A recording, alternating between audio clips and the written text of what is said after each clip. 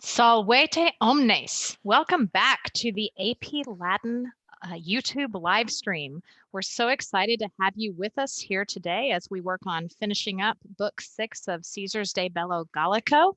My name is Jenny Luongo, and I teach at St. Andrew's Episcopal School here in Austin, Texas. And I'm joined every day, thank goodness, by my friend. That's me. I'm Ben Johnson, and I teach Latin at Hamden Academy in Hamden, Maine.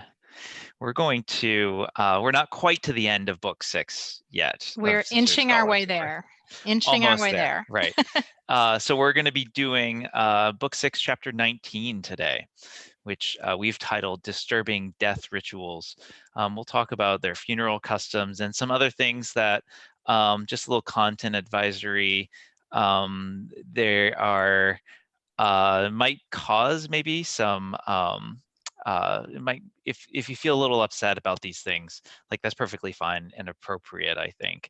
We're going to try to do our best describing what's going on, and just want to let you know that there are some disturbing details that Caesar is going to relay here about the things that he says the Gauls are doing and have done. Some things aren't actually current in Caesar's time. We're going to focus a little bit on for skill, demonstrating overall comprehension of passages in Latin text. I mean, we've kind of been doing that throughout. That's kind of like Latin in general. But I mean, we're going to learn how to. Well, we'll get to what will you learn? Can you understand Latin? I mean, hopefully we're getting there. You know, that's every single day. But so we've been covering in these live streams. We started last Wednesday with chapter 13, and we've been covering roughly a chapter a day. So we're going to think or hope that you have read through book 6, chapters 13 through 18 of the Gallic War, maybe on your own with us if you've been following along, tuning in every weekday at 6 p.m. Eastern, 5 p.m. Central. Or maybe you've covered it in class and so forth too, and you're using this for review. Again, we're going to focus on comprehension of chapter 19 today. And we did have some homework over chapter 18 from the last live stream. Hopefully you guys have that done, and you're going to be able to check your answers in a little bit. And then, I mean, can you understand Latin? That's kind of the whole goal with everything, I think. We're working our way there. So as usual, we've prepared resources for you, not Reese's Pieces, but resources for you in the bit.ly/AP Latin YouTube folder. There you'll find links for this lesson and some other things that we'll be talking about today, including that learning opportunity that we gave you yesterday that we're going to go over today. So first, you might want to have with you some things to make notes. Ben is just moving ahead. I like it. There we go. Oh, some things to make notes. I thought you'd already finished. So. Oh, no worries. Commentaries and class materials. And then also today, we're going to be going over in more detail that closed translation for today's lesson, 6.19. So if you aren't accustomed to just having that out with you and open, today might be a really good day to pull it down, since the practice we're going to do is with that. Okay, sorry. We'll go on and get to our warm-up, which today is going to be a series of awkward questions that I'm going to ask Ben about his financial situation. All questions are awkward. Yeah. Exactly. Sic, Ben, communicasne pecuniam cum uxore? So you can see at the bottom, I'm asking Ben if he shares pecuniam, money, cum uxore, with his wife. Hey, you, Jenny. This is a bit of an awkward question. I mean, can I say none of your business, or I guess I have to answer, right? I mean, if you asked, yeah, non potest. Then tom skilicet, right? Acapi quantas pecunias nomina dotis, tantas ex meis bonis communicavi. So that's a very complicated construction, in fact, that we have down there. Skilicet is obviously, right? And this quantas tantas phrase, those are correlatives, meaning that we're setting up a correlation here. So akapi, notice it ends in an I, it's perfect tense. So I've received quantas pecunias, as much money, and pecunias in the plural can mean like a sum of money rather than like individual monies or anything like that. Nomina dotis, like this dotis phrase is it's not something we really have today, but in the name of a dowry. So a dowry is a pot of money that the bride's family puts up and gives to the husband in order to marry her. We don't have that today, probably, and that's a good thing. Yeah. Tantas. So as much as like she gave into our wedding, into our marriage, that much I mingled, right? Ex meis bonis, from my own goods. Ah, quanti pecuniae errant. So in a super awkward fashion, I'm just asking Ben, how much money was it, amiche? None of your business. I mean, erat nihil. Nihil. I mingled nothing and she mingled nothing. No one had to pay me to marry my wife, thankfully. At 2, I mean, which goes to show you, right? Today we often marry for love, and that wasn't necessarily the case back in the ancient world. At 2, Jenny? Yeah, my dowry also erat nihil. Ego et meus vir pecuniam communicamus, sed dotem non habui. So my husband and I, we're can mean just man, but it also has the meaning of husband. So I and my man, my husband and I, we also share money. Said no dotem non habui. Ratio pecuniae omnis conjunctim habetur. So an account of all of our money, habetur, is held conjunctim, jointly, in our household in this awkward conversation of oversharing. That's pretty common these days too, right? I think so. Yeah. At liberi vestri? Liberi, your children. Oh, Ben. Nostri liberi tamen omnes fructus capiunt, sed etiam eos amamus. So yeah, my children, omnes fructus, they take all of our profits. Sed etiam eos amamus, semper eos amamus. Semper. Yeah, Semper. semper. Okay, so I hope you enjoyed that, the little talk about our financial situations.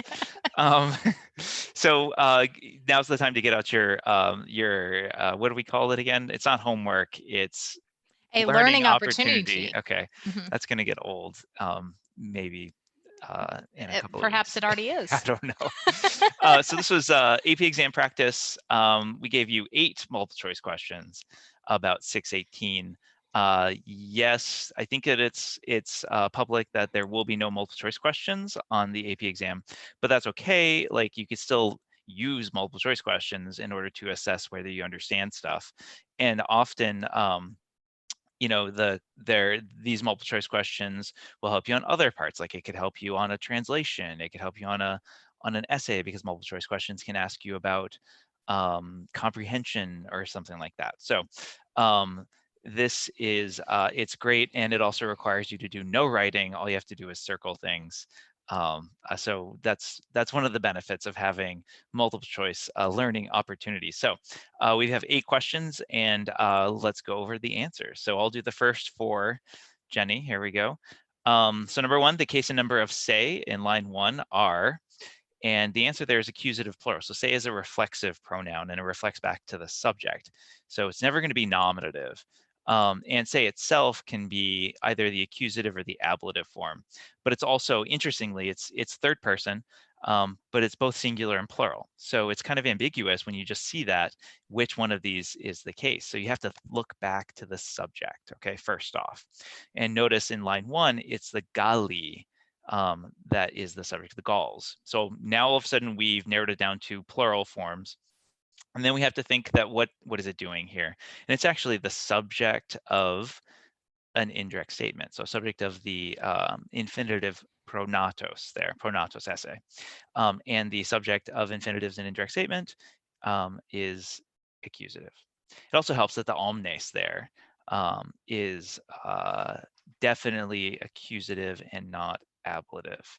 So sometimes you can use adjectives to that modify a noun to identify its case a little bit more, and gender and number. Okay, with the phrase ob eam calcem in line 3, Caesar alludes to the fact that dis dwells in darkness. So the sentence that he's talking about is about how the Gauls they care more about the beginning of the borders of their time periods is about the number of nights, not days. So they would say like, oh yeah, it's been 5 nights rather than days, and that's because they're descended from Father Dis, the god of the underworld, who we sometimes associate with Pluto. It's complicated. And so this is really the best answer here, that Dis dwells in darkness, and so they care about darkness and night better.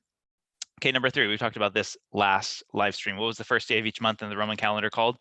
Calendae, the calends, is the first day of each month. So yesterday was the calends of April. Today is technically the day after the calends, but we would call it like the 4th day before the nones of April, I think. And that's also where we get the word calendar from. So it's easy to figure out that first day of each month. And in as used in line 4, numero is an ablative of means. So not by means of the number of days, but by means of the number of nights. Often use your English translation to help you figure out the different uses of the ablative or dative or genitive and so forth. All right, so we're going to move on to the second half of our multiple choice practice, which is also, as Ben said, preparing us for the free response questions that we're going to encounter on the exam itself this year. So number 5, who reformed the calendar in 45 BCE? Well, if you were listening yesterday to our live stream, you would know that it is B, Julius Caesar. So if you didn't know that, you can go back and listen to yesterday's. Number 6, what official was responsible for regulating the Roman calendar? The calendar was in the hands of priests, and so the one choice that is a priest is C, the Pontifex Maximus, the head priest, and so that's your right answer. Julius Caesar was the pontifex, right? When He was. so when he That's reformed the calendar in 45, like that was part of his official duties. It wasn't just because he exactly. was dictator for life. Right. He didn't just have like a calendar hobby, as I mean, I some of guess us you did in do. high school. Yes, I mean, fun But fact. fun fact. But yeah, it was part of his assigned job as the Pontifex Maximus, the chief priest. Number 7, the verb subsequatur in line 7 is subjunctive because it occurs in what? And one thing I will say about multiple choice, even though we're not going to have them, is sometimes just knowing what your options are for answering these questions is helpful when you're not doing multiple choice. So you can kind of use multiple choice as practice for that. So we've got sic observant. So they observe that.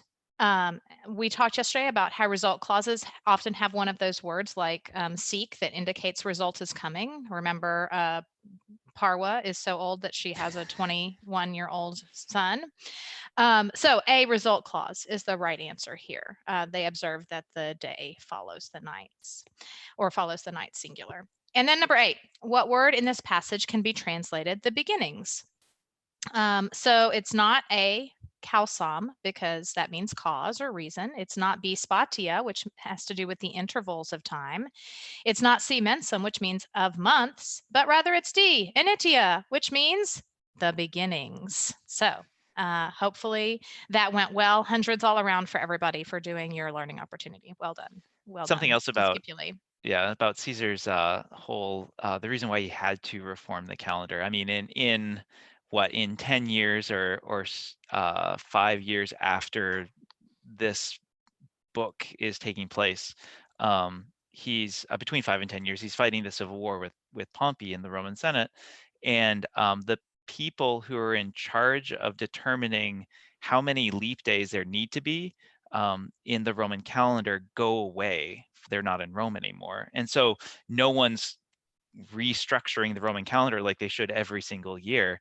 And so the calendar gets so out of whack that in 45 Caesar has to make major reforms to it. And so it's like kind of like a, interweaving this whole thing with the pontifex's job, leap year, leap day, which, we talked about yesterday because Yeah. of my son, and also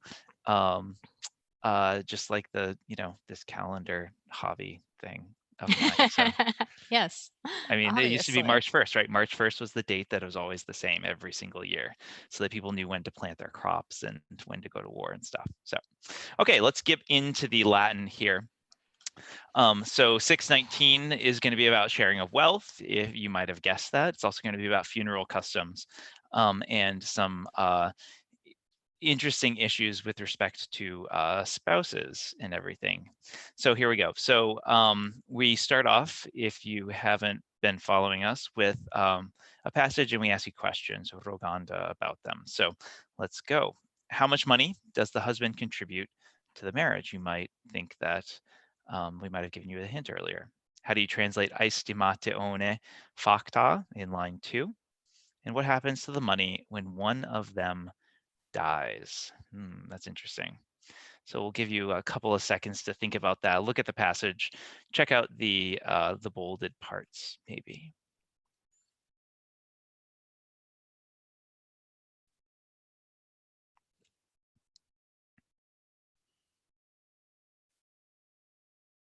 Okay, so just like what we talked about earlier on in our customary conversation, the husband contributes as much to the marriage as he receives from his wife's family in the dowry, and that's this phrase, "Quantas pecunias abuxoribus dotis nominea ceperunt." And we have this nice correlative phrase and so forth, and those are always fun to have. And then in that we have aestimatione facta in line 2, which is an ablative absolute. So they share all of their money, but you have to have a valuation or an appraisal made of everything first. And that's why facta is, and it's a perfect passive. So that happened before, and then they mingle their two bits of wealth. And then we have this middle sentence here, the huios omnes pecuniae conjunctem ratio habetur. So we have the fact that that the reckoning of all of this money is held jointly. So essentially, yeah, it's kind of like having a joint checking account. And it's really hard to figure out whose money is whose after it's been commingled. And fructus servantur. So the profits are kept together. Conjunctum probably goes along with that too. Fructus, it's a fourth declension word, guys. So it's nominative plural, the subject of servantur, which is passive. And then we have this question of like, well, if one of them dies and one of them survives, what happens with everything? So that's this uter eorum. So whichever one of them, vita, in life has survived, superaret, to him, it's eum is masculine. We were talking about this earlier, how Caesar assumes that it's masculine or just defaults to the masculine.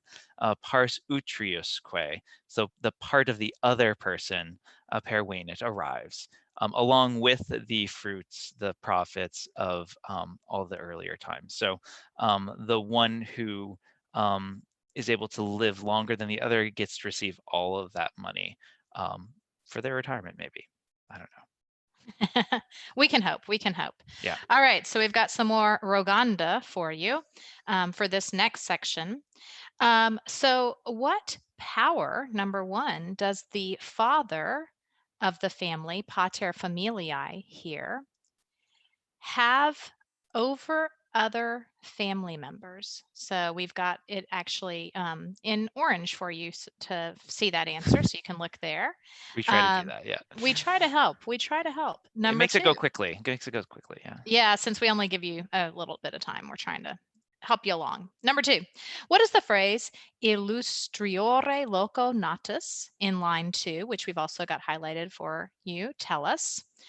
And then number 3, what happens if the father of the family dies suspiciously. So C, if res, the matter de morte of his death, venet in suspicionem, comes into suspicion. So you'll want to look after that for the answer. All right, we'll give you some awkward wait time.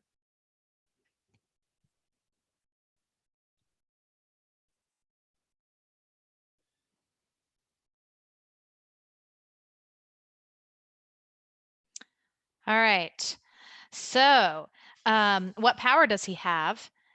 It says that viri, the men, habent potestatem, have the power vitae of life, necisque, and of death. This would have been a familiar idea to the Romans because Roman men, with it being a patriarchal society, also had that same kind of power. Not so much over the wives, I don't think. I think definitely over their children. Over their children, yeah. Yeah, Yeah. and this might be the place where Caesar's saying, look at these people, they're so barbaric. He can, the man can actually, kill the wife. How dare they? Anyway. Yeah. Ew. Um, yeah, I think, does that change over time, Ben? Like at some points in Roman history, maybe they did have that power, and at other times less so as women gained a teensy bit more. Yeah, I mean, it's tough to talk about like progressivism in the ancient world and how Yeah, things get exactly. better and stuff because it's definitely nowhere close to where things should be. Right. But I mean, And the they're Romans were so averse to change anyway right. as a culture. Always Yeah. look backwards. Yeah, But yeah, exactly. there are some instances too where even in like Caesar's time, where a father is able to actually use this power to kill their kid, and that is, I think that the Romans would have considered this to be a pretty extreme, if not legal, but still pretty extreme. It was Yeah. something during the Catalonian conspiracy. One of the fathers decided to use this power to kill his son who went over to Cataline. So Yeah, it's crazy yeah, to think about. So different from today, which is a good thing. Yeah. Thank goodness. All right, number 2. What does the phrase illustriore loco natus tell us? So it tells us that we're talking about a paterfamiliae, a head of household, a father of the family who was natus, born illustriore loco, from a rather distinguished place in this next section. So when that kind of paterfamilias decessit has departed from life. We learned some things that his relatives conveniunt gather together. This would have been familiar to the Romans. It's familiar to us that after someone dies, your family gathers together. Number 3, what happens if the father of the family dies suspiciously? So this is the idea of the matter res venet in suspicionem. They say that they habent quaestionem. They have like an inquisition, which is why we don't use the word quaestiones for questions, because we're not we're not questioning you in that way. Don't worry. They have some sort of inquisition de uxoribus of the wives in servilem modum. So in a servile manner to the Romans means with torture, because they only took testimony from a slave if they were being tortured. They thought that got them more accurate testimony. Now, of course, we know that really, if you're being tortured, you will say anything to stop the torture so you don't actually get more honest answers out of people.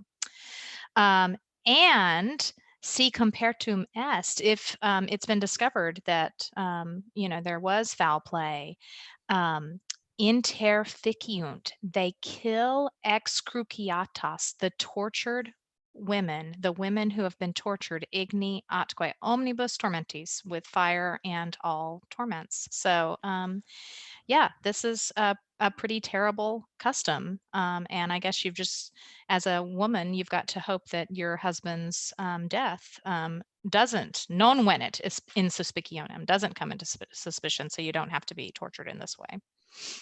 Right. Yeah, very similar to things that happen. We learn about when, for instance, aristocratic Roman gets killed, and there's suspicion about the slaves, and then they do something similar to it. It's very inhumane, And you just have to hope that you're never in that situation because you can't control it. And that's, again, one of the horrors of slavery, or not really being in power. If people that are in power, well, they can do horrible things to you. And, you know, we're glad that hopefully we're not in situations like that today, or we're a little bit better about things like that. So, okay, moving on. Let's talk about their funerals, though. How does Caesar describe the funerals of the Gauls in this passage? This is the last bit from chapter 19. Check out the bolded words. What construction does arbitrantor in line 2 introduce? We've been kind of focusing on words like this and this word in particular. So hopefully we're emphasizing this enough for you guys to get this one. What does the phrase supra hanc memoriam in line 3 suggest about this account? And then translate justis funeribus confectis in line 4 and name its construction. Okay, we'll give you 10 seconds or so.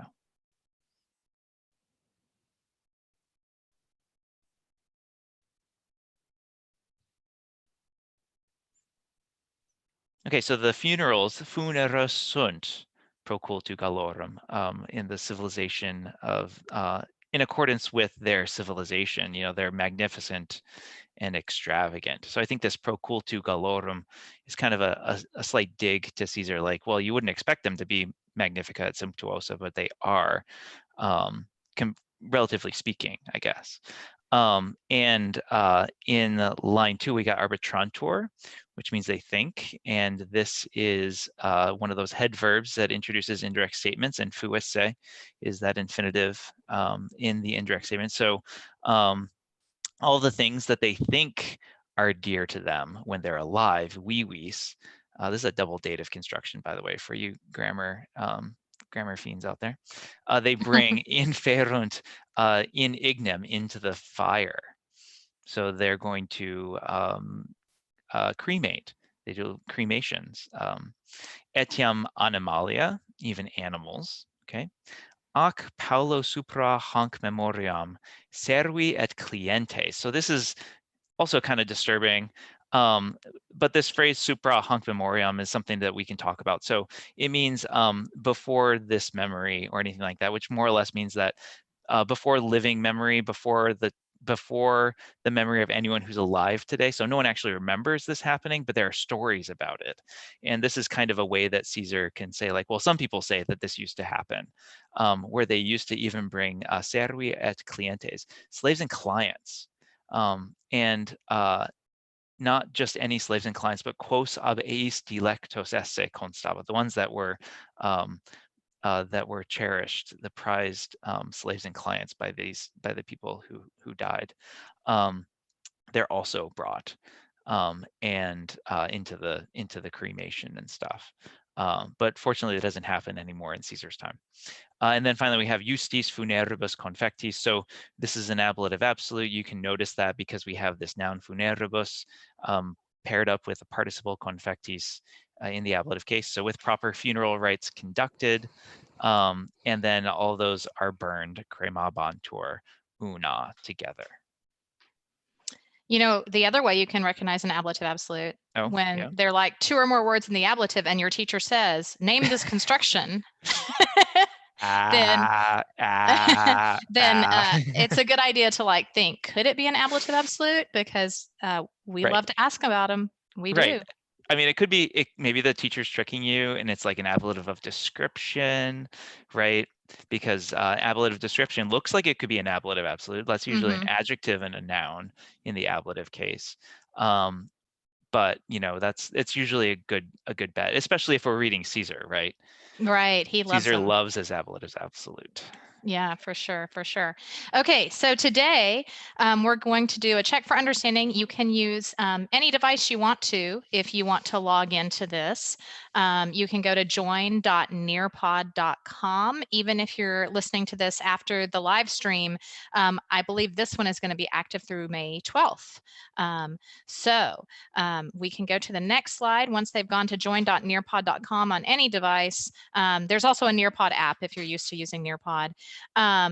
Then you're going to type in this code, CPNJI, and it says that it's good through May 2nd, but I actually figured out how to control the date on Nearpod. I'm so excited to be learning new things with you guys. So I extended it to May 12th, but I didn't do another screenshot for you. If you aren't happy with how you did today, then you can go back and keep practicing this one. So when you get to Nearpod, we'll go to the next slide. When you get to Nearpod, you're basically going to be looking at an electronic close exercise. And we based this one on that close exercise that's in the folder for you that we asked you to think about printing out or pulling up for today. So whether you did or not, you can be working on this Nearpod exercise on your devices. Just so you go to that code that we just gave you. If you don't have a device and you just want to do it, you can use the exercise that is in the bit.ly folder /AP Latin YouTube. So it'll help you as you're thinking about which English words to put in the blanks to go to the, for us to go to the next slide. And now you've got the passage in front of you. So we'll go over the answers for you in just a minute. We're actually, Ben, do you think we have enough time to give them a couple minutes on this? Yeah, I mean, I'm kind of working through it myself on my phone, and Okay. and it's kind of neat. Yeah, maybe we'll wait until I finish. Give maybe an extra minute because you're a Latin teacher. Well, sometimes. Yeah. So we'll give you a couple minutes. We'll maybe warn you when Ben gets done and tell you have one more minute, and then we'll go over some answers for you. Jeez, this is hard. Let's see. Oh, got that one. Okay.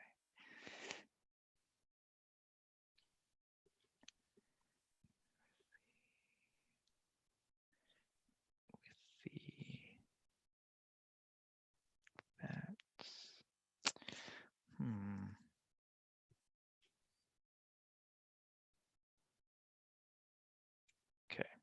Counting of all this money.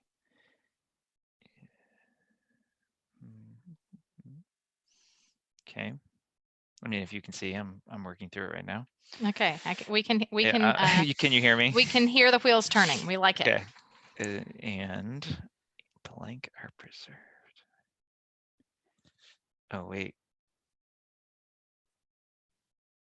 Oh, got something wrong. Fix that. Okay. Blank of them will have survived.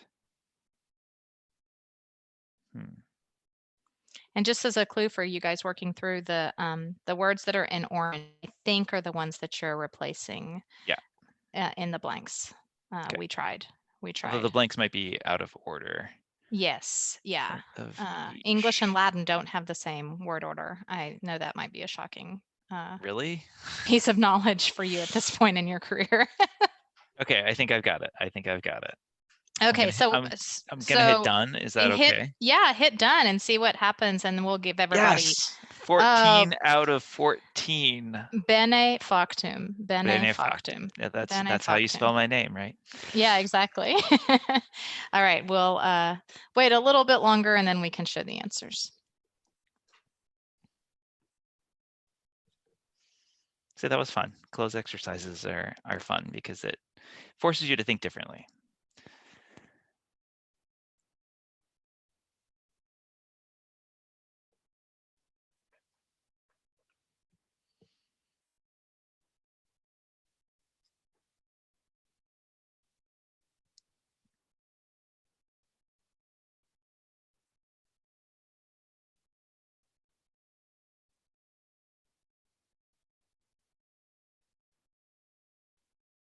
It's like maybe like 15 more seconds or so.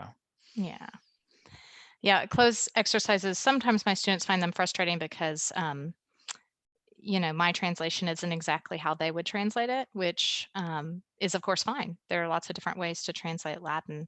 There is no the translation, right? Right, exactly. It's like in my classes, kids are like, what's the translation? Just tell me what the translation is. It's like, there is no the translation. Right, there are many. So here we go. So this is not the translation. This is a translation, right? Right, exactly. And so if whether you did it electronically or if you're just looking at that close exercise, you can use the orange to fill in the first part of the close exercise. We're not going through the whole exercise, but so weary, the men, as many funds, so that's the quantas pecunias, as acceperunt, they received ab uxoribus from their wives nomine in the name dotus of the dowry. Communicant, they share tantas as much ex suis bonis from their own goods, cum dotibus with the dowries, aestimatione facta with an estimate or appraisal having been made, or you can translate those ablative absolutes after an appraisal has been made. So ratio, accounting huius omnis pecuniae, of all this money, habetur, is held. We've been kind of drilling on passive voice lately. Is held conjunctim, jointly. And the fructus, the profits, servantur, are preserved, unlike my husband's and my profits, which are copiuntur, are taken ab liberis by our children. So uter, whichever of them will have survived, vita superaret ad eum, to him, pars, part, utriusque, of each, per venet, arrives cum fructibus, with the profits, superiorum temporum, of earlier times.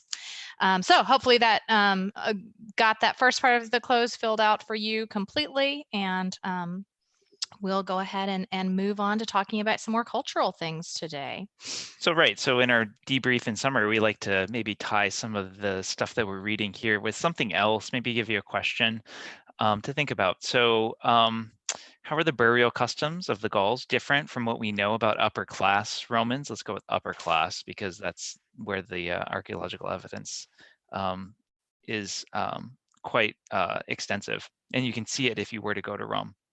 We'll show you some pictures. But we wanted to tie this into something that you may or may not have read. This is on the AP syllabus, but it's not going to be tested on the test this year. But it is something that's really neat. So if you do read book 6, and I think we're going to read book 6 in a little bit, starting next week, right, Jenny? Yeah, we're going to read some parts Okay. that will be profitable for AP exam preparation, even in this year, we believe. Cum fructibus, right, with profits. So Cum fructibus. So this is this passage here. So Aeneas goes to the underworld in order to, spoiler, sorry, find his dad, who is, spoiler, dead. And when he finds his father in Elysium, his dad Anchises shows him the parade of future Romans. We talked a little bit about earlier about how like in book 6 there's this idea of transmigration of souls, where the souls are down in the underworld and they know their future, but before they get born they drink from the river Lethe and then forget everything and then go up and live their future life and then go back down. And so this is right at the end. This is the last person that Aeneas sees, and we get this great description of this Roman. He lived and died during the time that Virgil was writing the Aeneid, called Marcus Marcellus, but he's the younger Marcellus, and he's the first husband of Augustus's daughter Julia. So he was really the guy that Augustus really first thought would be a great successor to him. He died young. It was very tragic. And there's scores of paintings of Virgil reading this part to Augustus and his sister Octavia, who happened to be the mother of Marcellus.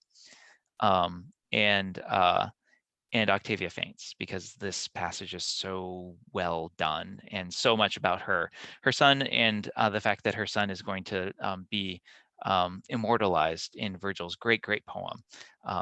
Had to do something with that too. So there's this section though that's talking about what mourning from mankind that field of Mars, that's the Campus Martius, will deliver to the mighty city of Rome, and what funeral processions you, Tiber, will see as you glide past his new made tomb.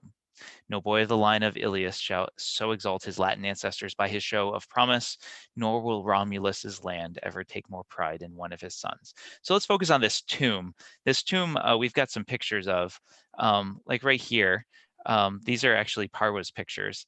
I don't know if you want to talk about this. Yeah, I actually want to thank my colleague Lauren Dill and a former student of mine, Oliver Chapin Iserloh, for helping me look for pictures today for this slideshow. And I also should thank William Lee for teaching me how to use Nearpod. We've used it twice Great this William week. Lee, yes. Great William Lee, exactly. Maximus, Magister Lee. So at any rate, this is a picture I took. And if you were standing here at that gate trying to get in today to the Mausoleum of Augustus, we would probably just see your head in this picture. So that gives you an idea of the size of this big mausoleum. The mausoleum has been restored since I took this picture. I took this picture a really long time ago. And the mausoleum has been restored since then. So it may not quite, it doesn't have so much growing on it right now. But when you look at this, you need to remember that everything would have been faced with marble that we're looking at, and that probably we would have seen some of these ornamental cypress trees that are kind of growing out, but they would have been all around in a really regular way on this tomb. Yeah, And who was so buried in here? So we have Marcellus, right? That guy that's in Virgil's poem. He was the first guy buried in this tomb. yeah, unexpectedly. The Unexpected, young right? Marcellus was the first guy buried in here, he was probably cremated like the Gauls, and then he probably had a bustum or an urn that was placed in here. And then all of Augustus's family, so the whole imperial family was in here, and then many of the emperors that came after Augustus also were placed in here. Really up until the time of, or through the time of most of the Flavians. Wow. Most of the emperors ended up in here. Not all of them, but most of them. So what's Um, this? so, when you think about the monument for Augustus, this mausoleum, you think, oh, well, maybe Augustus was the only one who had a huge monument at this time. But at this time, there were lots of tombs in Rome that were getting bigger and bigger. And this particular guy, we know his name, Gaius Cestius, from his actual tomb, but he was just some praetor. We think he probably helped with the governance of Egypt. The Romans were super excited that they had taken control of Egypt. And so you can see that he has been inspired maybe by what he saw when he was in the provincial governance of Egypt. And he's built himself a pyramid that is still just there with cars driving all around. I like Not right. not right now in Rome. There aren't many cars driving around. But I like right. You walk around the corner and all of a sudden you see this pyramid right in the middle of a street, and exactly. it's like whoa. I mean, there's a lot of this in Rome where you like turn a corner and all of a sudden there's something Right. that's There's from something the ancient world or exciting. the Renaissance or something like that. But like this is just so like striking, and they made a wall. They made it into a part of the wall, right? Didn't they? Yeah. So, hundreds of years later, really in the 3rd century AD, when Rome was coming under attack for the first time, really, in the Republic. I'm sorry, in the Empire, because in the Republic, after that sack of the Gauls that we were talking about in 390 BCE, there weren't many people who were even coming close to getting near Rome. So in the 3rd century AD, Aurelian, the Emperor Aurelian, built this wall, and we can tell that he needed building materials. So he just used the pyramid. It was a handy, saved him from building a Barrier, huge right? span. Yeah. And then There's on the other side, you get kind of, this brilliant white well, let's marble see. that is Yeah, still on it. you can Yeah, see it's one of really the pretty. towers. I think back there, right? It's okay. Yeah. What's this? What's this one? So we talked about the fact that, during the time of the Flavians, the mausoleum of Augustus may or may not still have been in use, but by the time we get to the 5 good emperors, there really was a need for a new tomb, and Hadrian wanted to align himself with Augustus in many ways. So just across the Tiber, he builds this monument. And you might be able to see in the background what it was used for later, because it obviously has a lot of medieval additions onto it. In the background, you can see St. Peter's, because this became the fortress of the Pope. In the next picture, you can really see that it's was used as a fortress for the Pope in the Middle Ages. Yeah, there's a path, right, where the Pope can run down from St. Peter's in his residence. Like there's on a wall, you can get into this fortress for safekeeping, and that happened a couple times too. Yeah. Um, All right, we should probably. Oh, go ahead. Sure. One more thing. It helps to. You said that this was across the Tiber, and these tombs are outside of the city proper, at least the sacred part of the city. And that's why they're in these far-flung regions. Augustus's tomb is in the northern part of the city, on the Campus Martius. This is across the Tiber. The pyramid is also right where the wall is, because it's important to make sure that the city itself was free of the burial places of the dead in general. So, yeah. Okay, so learning opportunity. Yeah, time to wrap it up today, I think. Okay, so here we go. This is a bit from the Aeneid, but we can maybe treat this as kind of like a cite, I don't know, essay or something like that. Like, we really want you to look at this. This is one of Aeneas's famous phrases in book 1, although it's not on the AP test. And yeah, it is. Book 1, Aeneid book 1. Oh, it is in the English. Yes. It is in the English, yeah. But not in the Latin. Oh, yeah. Sorry. Yeah. No. Isn't this okay? Yeah. You go on. Okay. So you've read this in English. Yes, English. Right, in English, yeah. And he's talking to his mom at this point, although he doesn't know it. And he says sum pius Aeneas, and that's the first time I think that he calls himself Pius Aeneas. And this is a fantastic phrase where he talks about himself and how great he is and all of the fantastic things about him, and super famous section here. So we want you to look at this. So see what you can do without necessarily like having to sit down and translate it. See what you can do from comprehension. See if you can find at least 6 things, and make sure they're throughout the passage too. So don't just focus on the first 3 lines. Try to find something maybe in the first 2 or 3 lines, 2 things in the first 2 or 3 lines, a couple of things in the middle section, and then a couple of things in those last 3 lines. Quote with multiple words, that's usually better. And so find things that we, at least 6, that we think 6 is fine. You can go with 9 or 12 if you really want to.